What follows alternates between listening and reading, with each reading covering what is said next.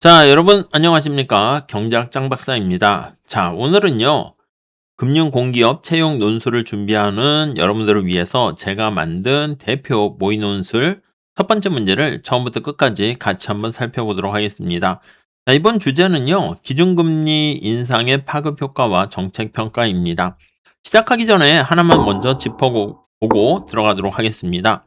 논술을 준비하면서 이론을 더 외워야겠다 생각하시는 분들이 계세요. 그런데 금융공기업 논술은 이론을 얼마나 아는지 묻는 시험이 아닙니다. 이론을 써서 판단을 내릴 수 있는가? 이 판단이 중요한 거예요. 판단을 내릴 수 있는가? 네, 그걸 묻는 시험이 됩니다. 학교 시험에서는 아는가를 물어보는데 금융 논술 시험에서는 경제 논술도 마찬가지고요. 판단할 수 있는가를 묻습니다. 채점을 하다 보면 이론을 몇 개 나열해 놓고 그래서 어떻게 하자는 것인가 그 다음 내용이 없는 답안이 정말 많습니다. 자, 그런 답안은 아무리 길게 써도 중간을 넘기지 못합니다. 오늘은 15페이지 정도 되는 내용을 순서대로 따라가면서 내용을 어떻게 우리가 접근하면서 쓸 것인가, 그리고 채점을 우리가 할 때 기준이 어떻게 되는가를 한번 보도록 하겠습니다. 자, 1면부터 한번 보도록 하겠습니다. 자, 1면에는요, 여기 보시면, 시험 시간이 60분 나와 있고, 배점이 100점, 분량이 1600자 내외 플러스 마이너스 10%, 출제 영역은 통화 정책에 대한 것입니다. 여기서 제일 중요한 게 어떤 걸까요? 맞아요. 60분도 100점도 아니고요. 이 분량이 되게 중요하게 됩니다. 대략 한 1600자 정도 되는 건데요. 이 숫자가 가리키는 의미가 뭐냐라고 하면요. 쓸 수 있는 내용의 어떤 총량이 정해져 있다. 이렇게 생각을 하셔야 되겠습니다. 오케이? 자, 원고지 8장 정도 되는 거 안에다가 서론, 그리고 어떤 문제를 보고 진단하고 분석, 평가, 결론을 다 집어넣어야 되는 거예요. 아는 걸 다 쓴다. 이런 전략은 처음부터 불가능하고요. 버릴 것을 먼저 정해야 된다는 시험이다. 이렇게 보시면 되겠습니다. 그 다음에 유의사항 같은 거에서도요, 살펴보면은요, 분량 초과 이렇게 하게 되면 우리가 시간관리 실패로 우리가 볼 수 있다라고 생각하시면 되겠고요. 많이 쓰면 성실해 보일 것 같긴 하지만 채점자에게는 뭐야, 설계 없이 쓰기만 한 거 아니야? 이렇게 볼 수 있습니다. 자, 가운데 출제 유형 안내를 한번 같이 살펴보도록 하겠습니다. 이 논제는 자료 제시형의 3단 구조가 됩니다. 정책을 결정하고 그거의 배경, 그리고 파급 효과, 그리고 평가와 견해, 이런 거고요. 금융감독원이나 한국거래소, 예탁결제원, 예금보험공사 같은 공통 논술 시험 스타일이 이 문제에 자주 나오는 스타일이고요. 한국은행 전공 서술형에도 그대로 통합된다 할 수 있겠습니다. 그리고 구별할 유형, 여기 한번 봐주시기 바랍니다. 여기요. 자, 요거를요, 우리가 약수령으로 바꾸게 되면 600자 안팎으로 개념과 메커니즘만 정리하는 문제가 될 수 있고요. 전공 서술형은 모형을 세우고 계산하는 문제가 되겠습니다. 오늘 이 문제는 그 둘 다 거기에 해당하는 게 아니라 판단을 요구하는 문제가 되겠습니다. 오케이. 네, 그렇게 보시면 되겠고. 자, 약수령에 만약에 견해를 길게 쓰면 분량 낭비가 되는 것이고요. 그리고 논술형에서는 개념만 쓰게 되면 판단 회피로 감점돼요. 자, 그래서 여기선 중간 정도에 해당하는 것이기 때문에 약간 견해를 쓰면서 또 내용, 개념 설명을 해 주셔야 될 것 같습니다. 자, 문제는 이렇게 뭐 살짝 나와 있고요. 구체적인 내용을 한번 살펴보면요. 자료가 지금 1과 2 두 개로 나와 있습니다. 논술은 승부의 절반이 이 자료를 어떻게 우리가 파악하는가 거기에 따라 달려 있습니다. 우선 첫 번째 자료 한번 살펴보시면은요. 기준금리 가만히 보니까 2026년 7월 16일 연 2.50%에서 2.75%로 0.25%포인트 인상되었습니다. 만장일치로 통과가 되었다. 이렇게 나와 있죠. 자, 그리고요. 소비자 물가는 6월 3.2%에서 7월 2.8%, 더 나가서 근원 물가는 6월에 2.5%, 기대 인플레이션율은 7월 2.7%입니다. 자, 성장률 전망을 살펴보시면 성장률 전망은 5월에 2.6%였는데 7월 금통위가 큰 폭 상회 예상이라고 했습니다. 이런 것들 잘 좀 체크해 보시고요. 가계신용은 1분기 말에 1993조 원으로 역대 최대이고 주택가격 전망지수는 7월 127 이렇게 나와 있습니다.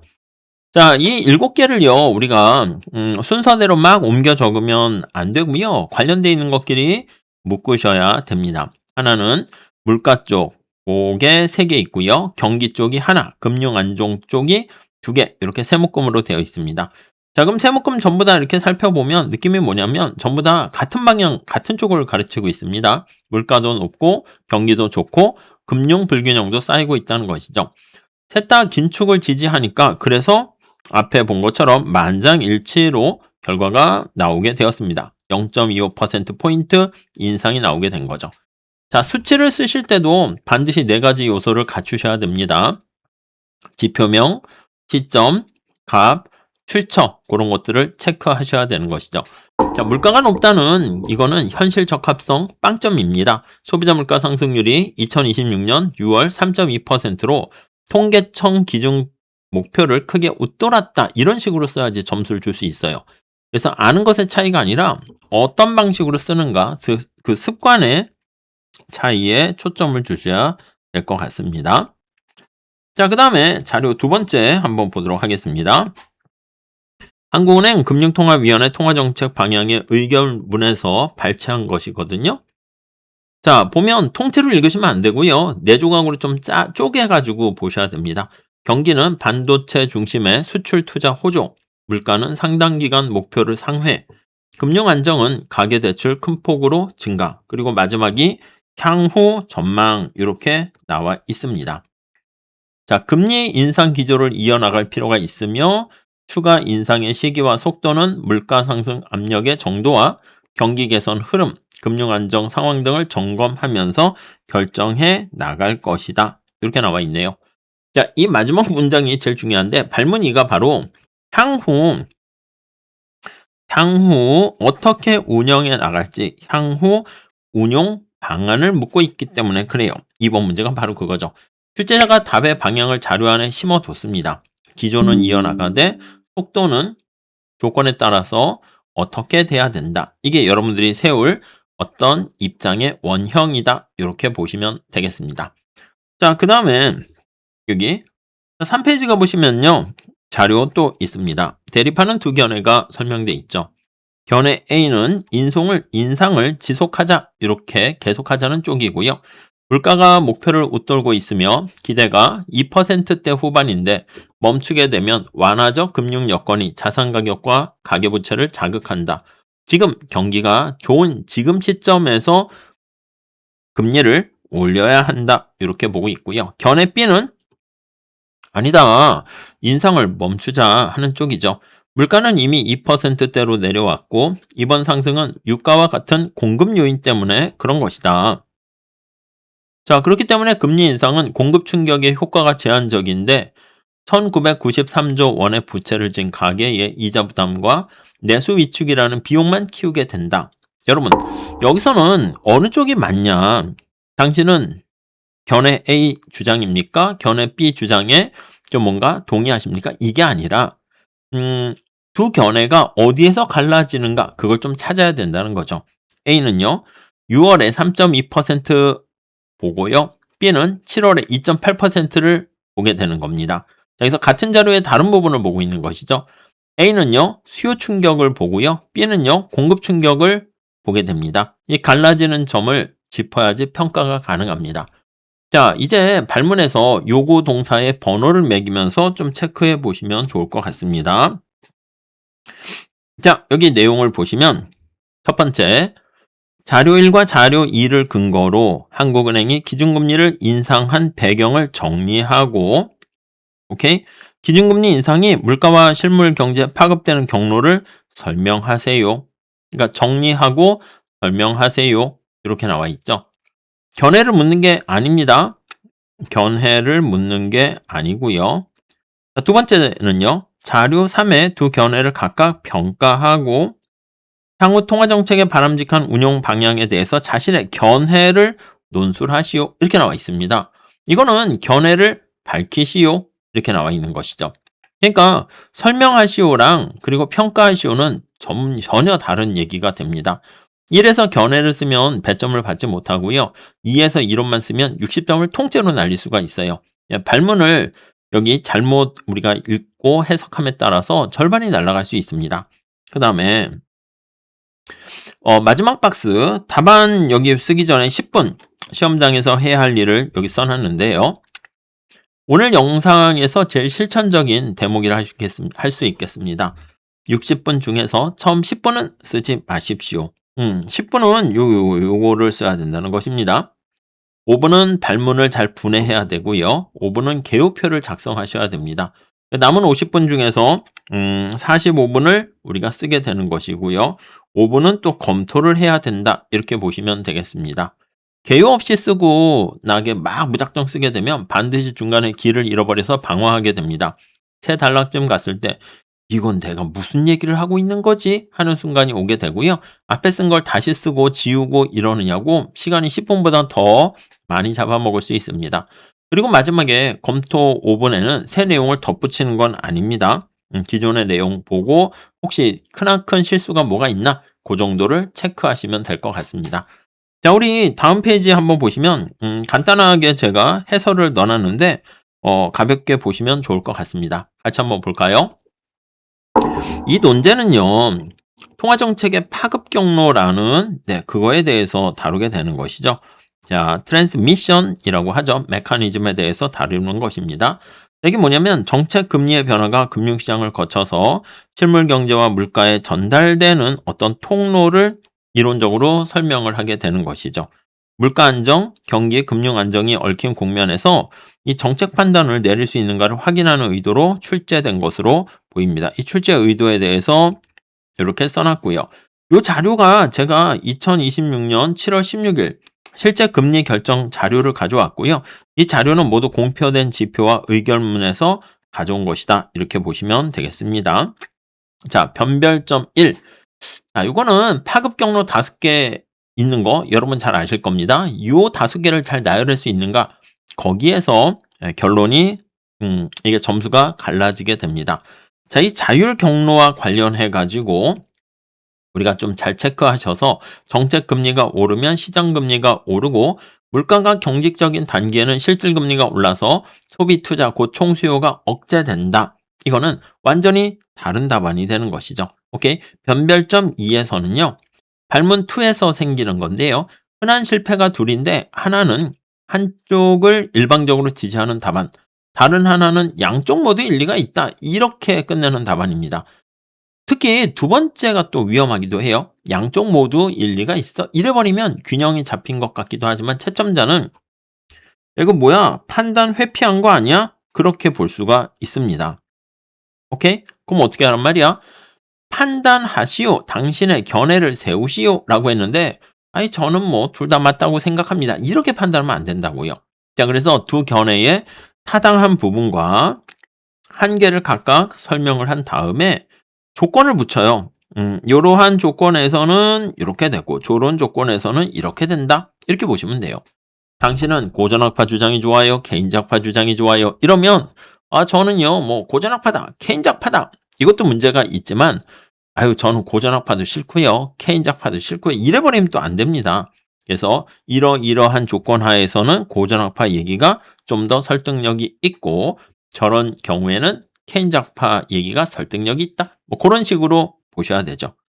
자, 답안의 설계는 어떻게 쓸 것인가 이걸 나타내는데 금융 논술, 경제 논술에서는 이론을 아는가? 그것만 얘기하는 게 아니라 이론을 사용해서 이렇게 현실 문제를 판단할 수 있는가? 이걸 묻게 됩니다. 채점자는 논제 이해도, 이론 정합성, 현실 적합성, 논리 구성의 4가지 축에서 답안을 읽으면서 채점 기준표 뒤에 좀 나열을 해놨는데 그거와 같게 우리가 볼 수 있는데요. 이 4가지 축이 바로 다음 페이지에 나오는 5단락의 골격에 그대로 대응해서 보시면 될 것 같습니다.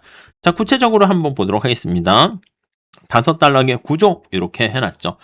첫 번째는요. 서론인데요. 문제제기와 답을 우리가 보여줘야 되는데 분량은 대략 한 10에서 15% 생각하시면 되는데 서론에서 2가식으로 쓰셔야 됩니다. 세 번째 문장 안에 자신의 결론을 미리 밝혀야 돼요.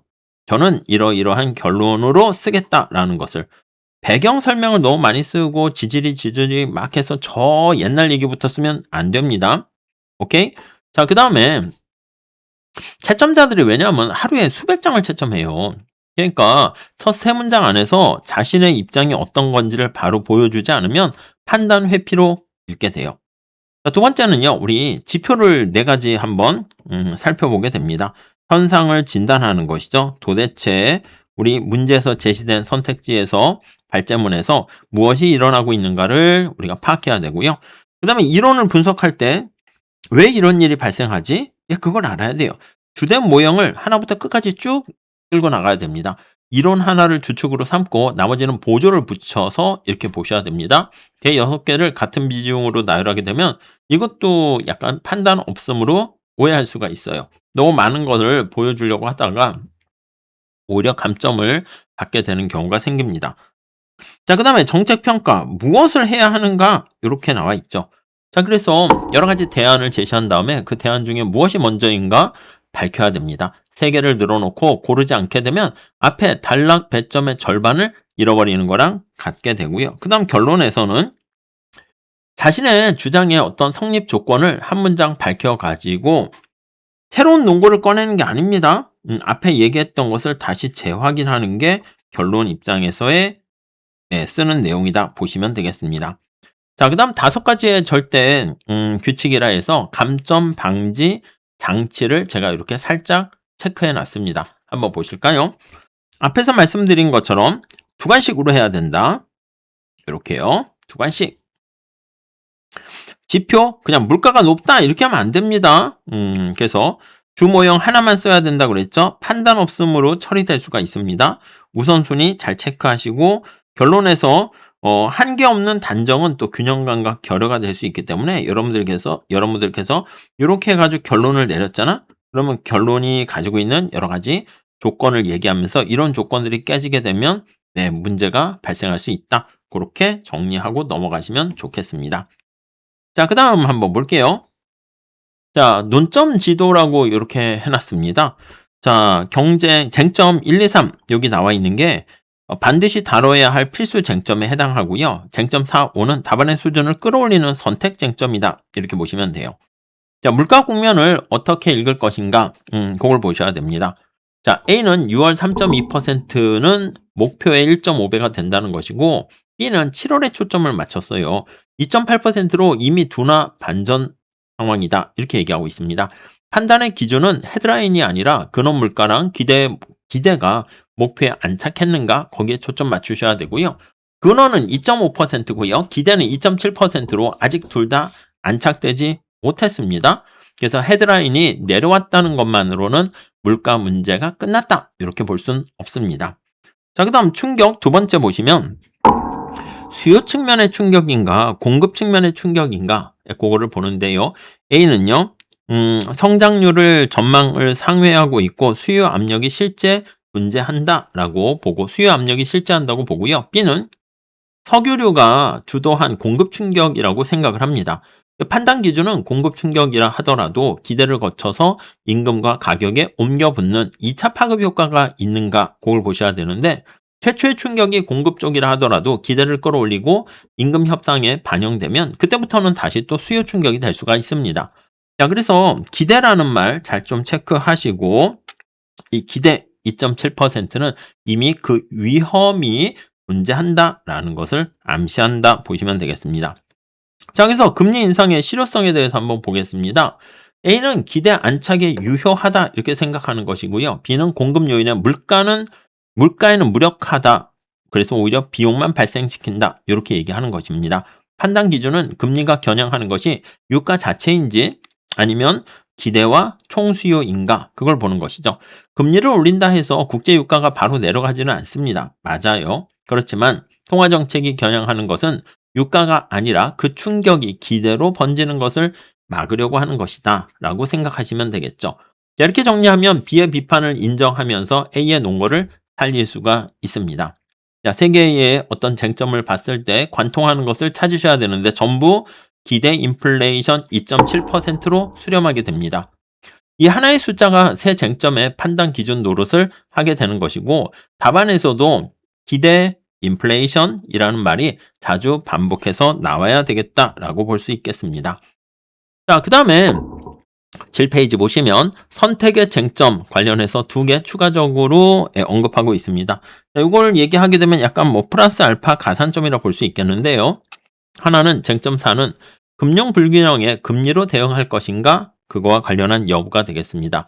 A는요, 가계부채도 금리로 눌러야 한다. 이런 주장이고요. B는 야, 그것 말이야. 거시 건전성 수단의 몫이라는 분리의 원칙입니다.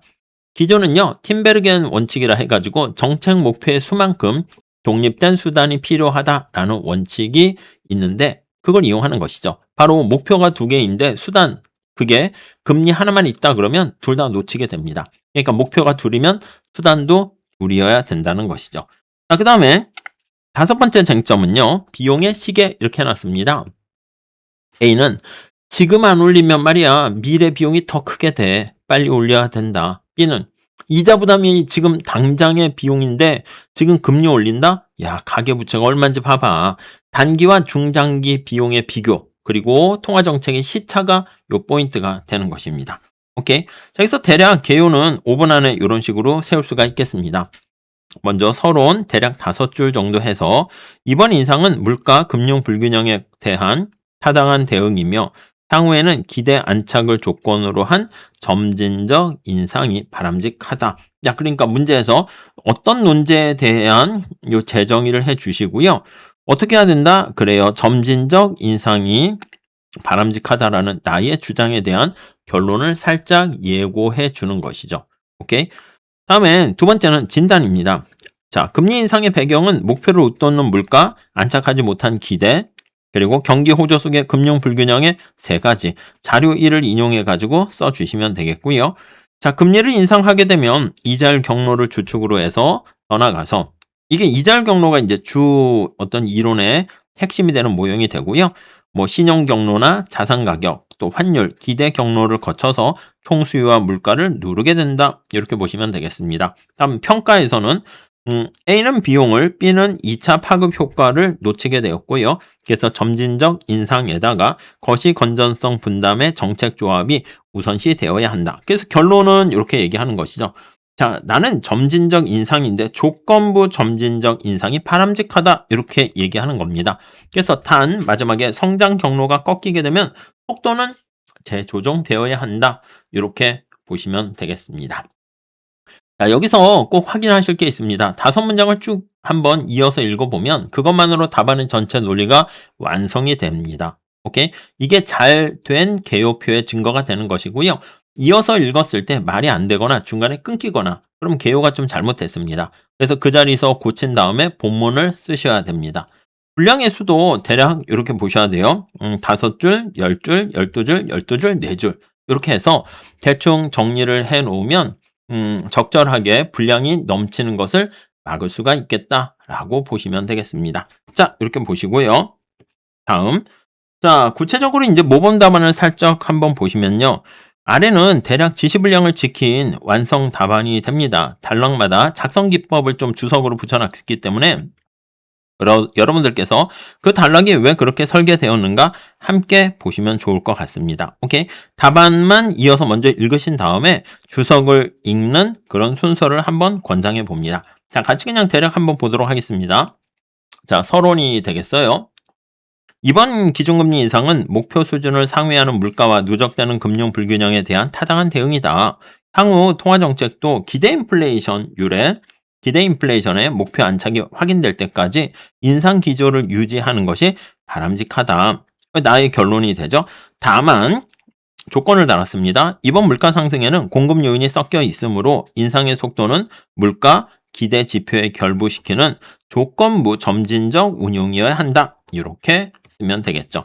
그래서 대략 작성 기법 내용을 보시면 첫 번째 문장이 발문 2에 대한 답입니다. 타당한 대응이다라는 판단을 첫 번째 문장에다가 언급을 해둬서 두관식으로 요건을 채웠고요. 그 다음 둘째 문장에서는 향후 방향에 대해서 인상 기조를 유지해야 된다는 것이고 그렇기 위해서는 다음과 같은 조건이 필요하다 이렇게 얘기했습니다.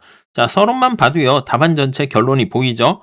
기준금리의 정의나 금리 결정 제도의 소개 같은 배경 설명은 안 썼습니다. 오케이? 발문에서는 기준금리란 뭐냐 이런 거에 대해서 묻고 있지 않기 때문에 그렇죠. 다음 두 번째, 인상의 배경입니다. 자, 인상의 배경은 세 가지로 정리가 된다. 이렇게 해서요. 첫째, 물가이다. 소비자 물가 상승률은 2026년 6월 3.2% 통계청 가로로 해서 출처를 표현했어요. 문제 하나 제시되긴 했지만 목표 2%를 크게 웃돌았고 7월 2.8%로 낮아졌으나 상회 국면은 이어지고 있으며 계속 상회 국면이 이어지고 있다고 얘기했죠.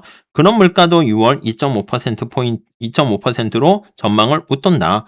둘째, 기대이다. 향후 1년 기대 인플레이션율은 7월 2.7%.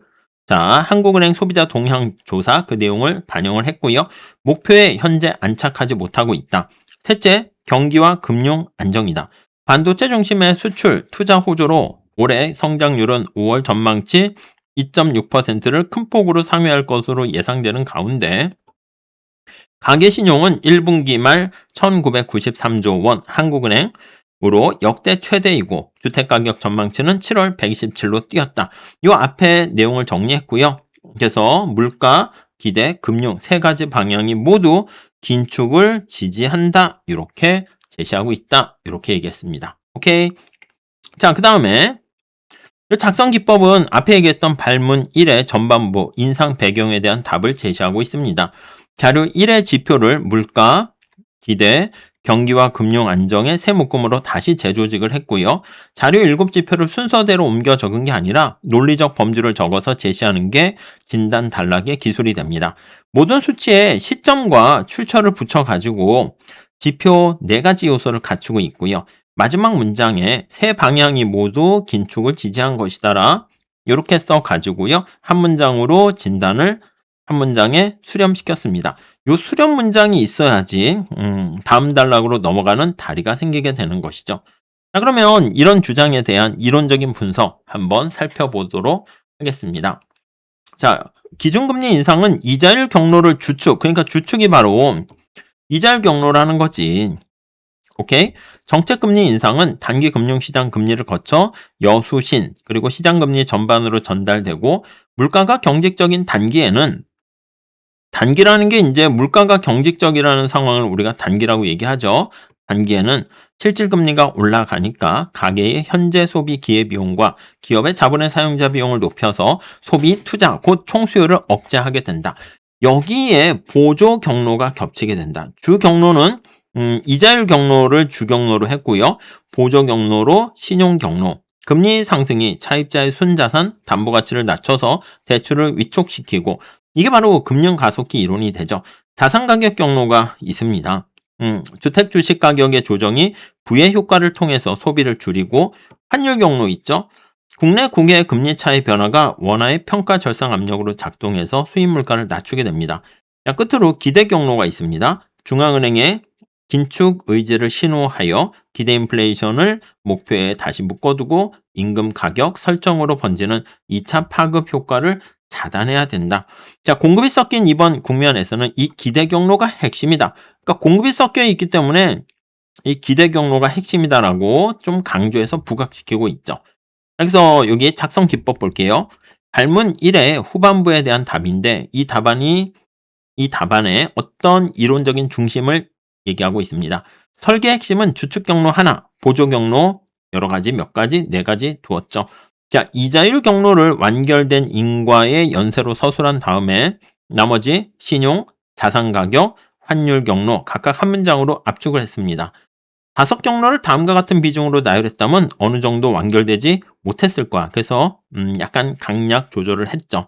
자, 그래서 정책금리를 조정하게 되면 시장금리에 영향을 미치고 실질금리가 올라가게 되면 소비투자가 억제가 돼서 총수요를 감소시킵니다.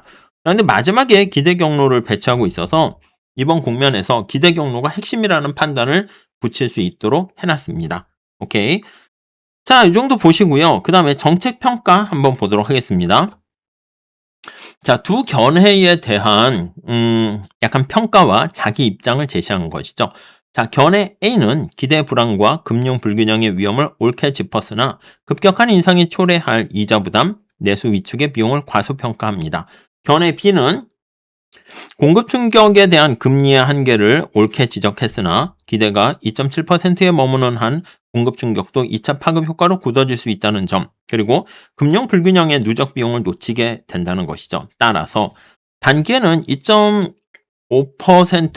0.25%포인트씩 점진적인 인상으로 기대 안착을 우선 확보하되, 가계부채, 주택 문제는 금리보다 대상이 명확한 DSR 규제 등 거시 건전성 수단이 분담하는 정책 조합이 바람직하다, 이렇게 쓸 수 있겠고요. 이 조합은 금리 인상의 폭을 줄여서 가계 이자 부담을 덜어내면서 부채의 증가 속도를 직접 제어할 수 있다는 점에서 금리 단독 대응보다는 비용 대비 효과가 크다, 이렇게 쓸 수 있겠습니다. 중장기적으로는 물가의 목표 제안착이 확인이 되면 통화정책의 시차를 감안해서 누적 인상의 효과를 점검하면서 중립 수준으로서의 수정 여지를 열어두어야 한다, 이렇게 마무리 지으면 되겠습니다. 자, 여기서 발문 2에 대한 답이라고 할 수 있겠는데요. A의 타당한 점과 한계, B의 타당한 점과 한계, 요거 A와 B를 다 타당한 점과 한계로 언급을 해주고요. 그 다음 나의 입장을 밝히게 되는 것이죠. 두 견해 모두 옳게 짚은 부분을 먼저 인정한 뒤에 한계를 지적하여 균형 감각을 보이게 되었고요. 그 위에 제3의 입장, 점진적 인상과 거시 건전성 분담을 제시하게 되었습니다. 여기서 우선순위를 명시한 점, 단기에는 어떻게 하고, 그렇죠? 정책 수단의 분담을 논리적으로 이렇게 나눴습니다. 금리는 총수요와 기대를, DSR은 가계부채를 이렇게 세운 점이 약간 고득점 받는 답안의 이렇게 한 유형이다 볼 수가 있겠죠. 단기와 중장기를 나눠서 서술하라는 요구도 이 단락에서 소화를 시킬 수 있고요. 자, 그 다음 결론. 자, 요컨대 이번 인상은 타당하면서도 향후의 기대 안착을 조건으로 한 점진적 인상과 거시 건전성 정책의 조합이 바람직하다. 다만 이 판단은 경기 호조 속의 지속을 전제로 하고 있기 때문에 대외 충격과 성장 경로가 꺾인다면 인상의 속도는 재조명되어야 한다는 한계를 갖는다. 요 앞에 요컨대에서 주장을 제시하게 되었고요. 다만 하고 내 주장의 한계점을 이렇게 약간 겸손하게 주장하게 되었다라는 것을 알 수가 있겠죠. 자, 새 논거 없이 입장을 재확인했습니다. 나는 이런 주장이 바람직하다라고 주장을 하게 되는 것이고요. 자, 경기 호조 속의 지속을 전제하므로 성립 조건을 달았죠. 자기 주장의 한계를 한 문장으로 밝혔습니다. 한계를 인정했다라는 게 자신이 없다 이걸 나타내는 게 아니라 내 논증의 전제를 잘 알고 있다라는 것으로 알려질 수 있겠죠. 자, 그 다음에 앞에서 나와 있는 내용들을 보면 대략 서론, 진단, 분석, 평가, 결론 나와 있는데 퍼센트 비율로 살짝 표시해 놨는데 요거 참고해서 보시면 될 것 같고요. 그 다음에 여기 나와 있는 채점 기준표 이렇게 보시면 논제를 얼마나 잘 이해를 했는가, 그래서 발문 1의 배경과 그리고 경로, 2의 평가 견해를 모두 자료와 잘 결합해서 완주해야 되고요. 이게 이제 상이라고 하는 최고 점수를 받는 게 이렇게 된다는 것이고, 중은 제시되는 요구는 채웠는데 자료의 활용이 부분적으로 좀 있거나 빈약했다. 그리고 하는 뭐야? 하는.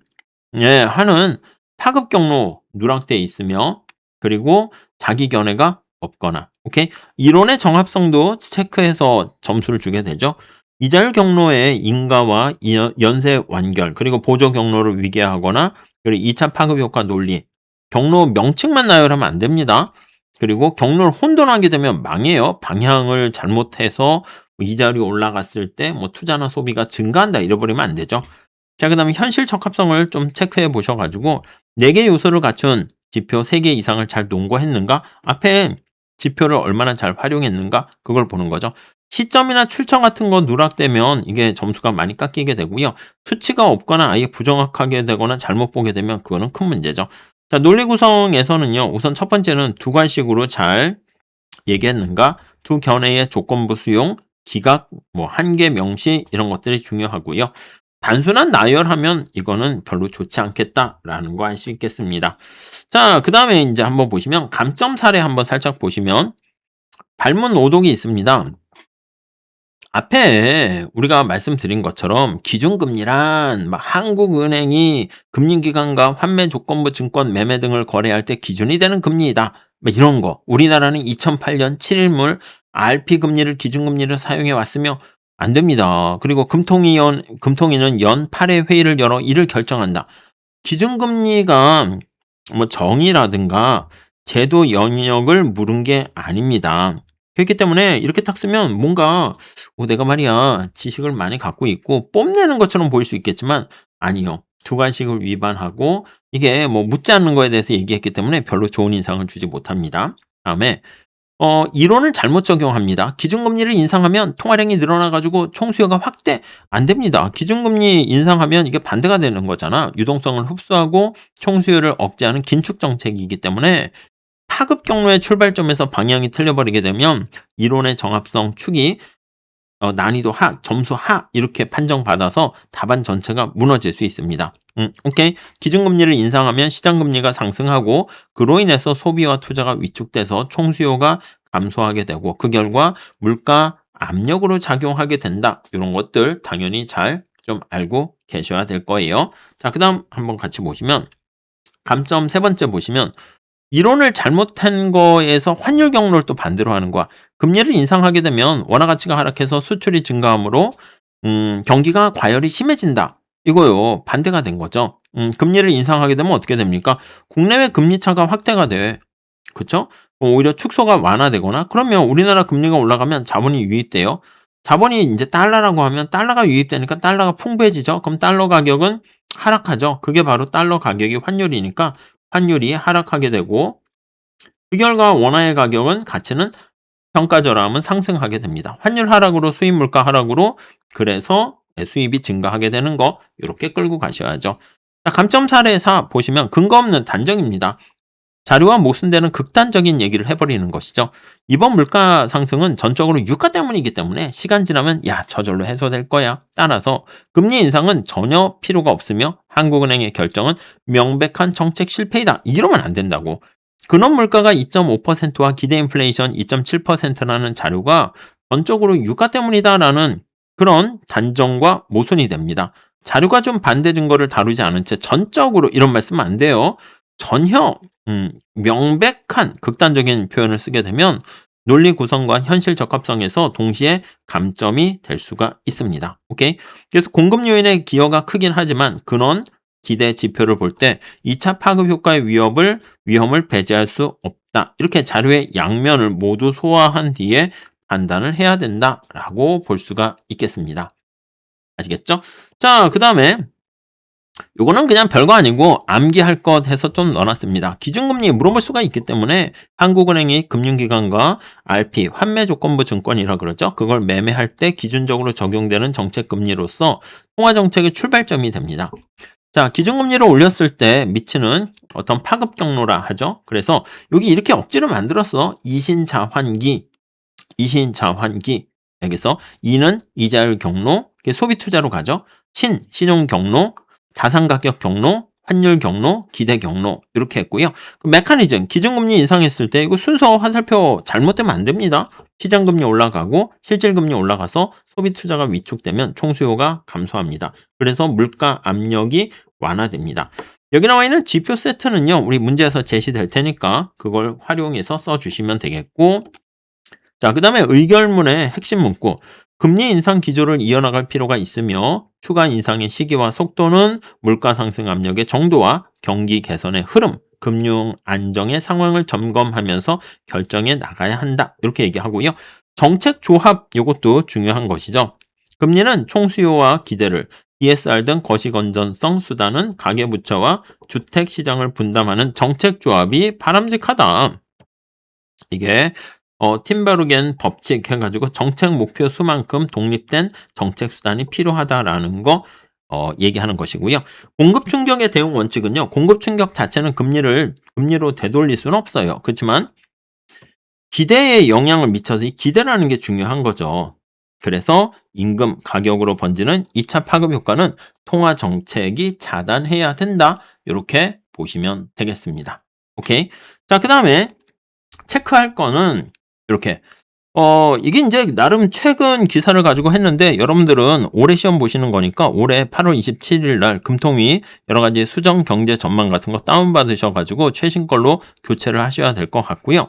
이게 만약에 한국은행형으로 문제가 나오게 되면 요렇게 물가 안정과 금융 안정이 상충할 때 중앙은행은 어느 것을 우선시해야 하는가 요렇게 초점을 옮긴 논제로 물어보거나 BIS 견해와 분리 원칙의 대립 구도를 준비하시면 될 것 같고요.